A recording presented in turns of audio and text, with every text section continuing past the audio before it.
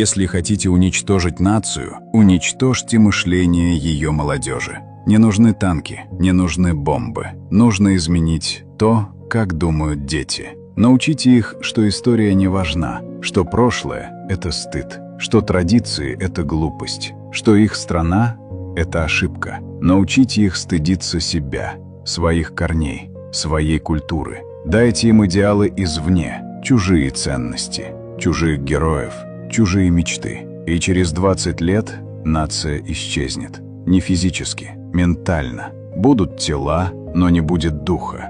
Будут люди, но не будет народа. Потому что народ – это не территория, это общая память, общие ценности, общая идентичность. Убери это у молодежи, и через поколение нации не станет. Останется только население, которое не знает, кто оно, и которым легко управлять. Самая эффективная война – это война за умы детей.